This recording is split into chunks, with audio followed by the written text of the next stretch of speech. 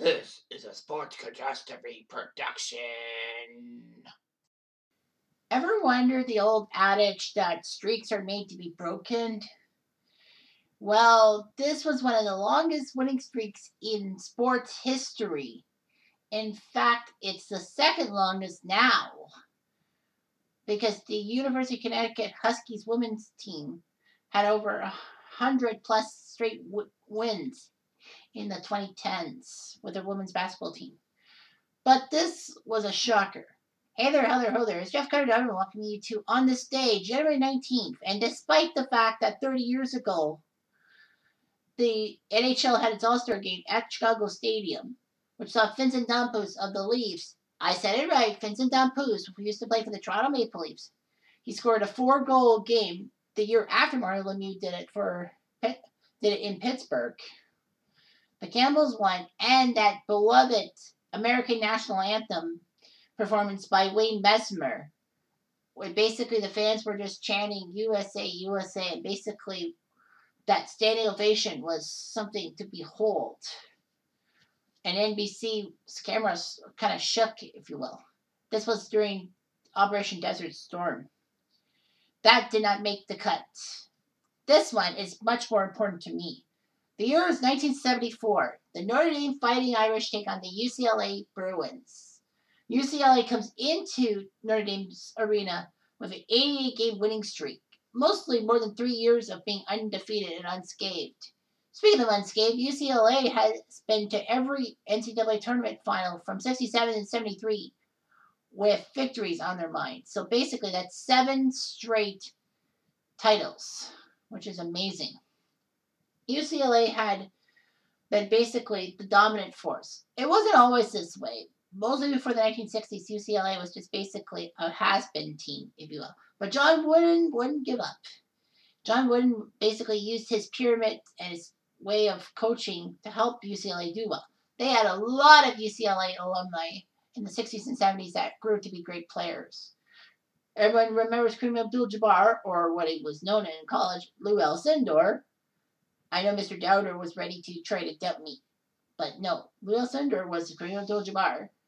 Bill Walton in the picture at number 32, Kiki Vanderweg, and a lot of other players.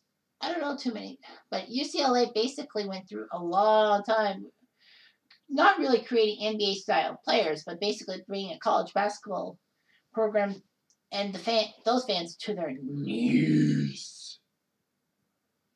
So practically what you got is a basketball franchise that is full of greatness and all that. I mean, like, heck. To have the great Bill Walton and Kareem Abdul-Jabbar basically as pivot men, and Dave Myers too. I mean, UCLA looked good. And the best part of UCLA was that when the games were televised, they were televised by like other regional networks, but basically the voice of the UCLA for basketball at times was Dick Enberg, who recently passed away. But basically, Enberg did a lot of UCLA games and all that. Enberg would do Anaheim Angels games, or California Angel games if you want to be technical.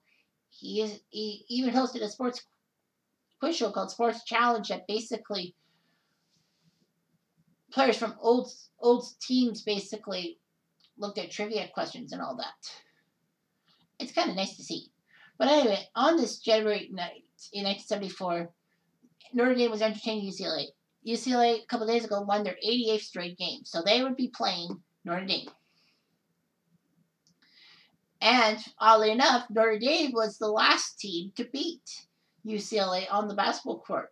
It's kind of like when Oklahoma had that 47-game winning streak in football in the 1950s. That they lost to Notre Dame, and then they went on a 47-game winning streak. And guess who broke the streak? Notre Dame themselves. It's weird how Notre Dame always seems to get their butts into it. And no, Notre Dame has not won a national championship in basketball. So anyway, the Notre Dame Fighting Irish weren't that bad. They had Shoemate, they had Dwight Clay, and they had a few other players.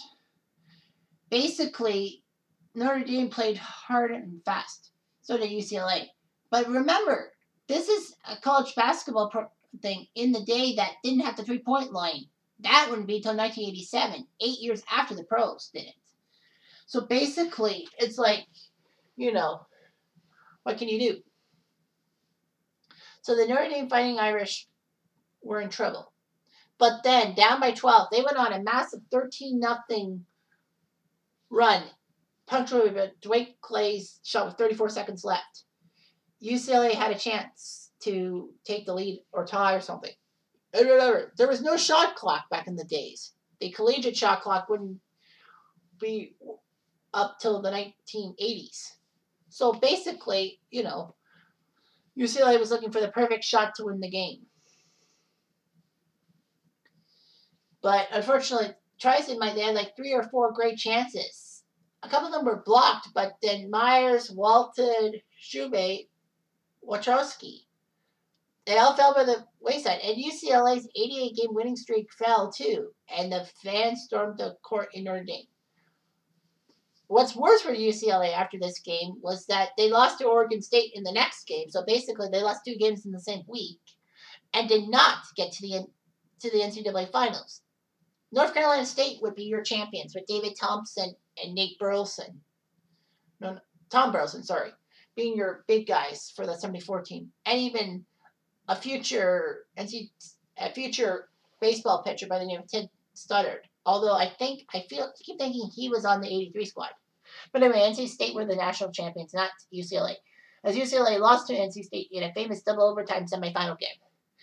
UCLA would go on to win the 75, 80, and 95 titles. So basically, they've only had 3 titles since 1974, which is kind of pathetic, if you will.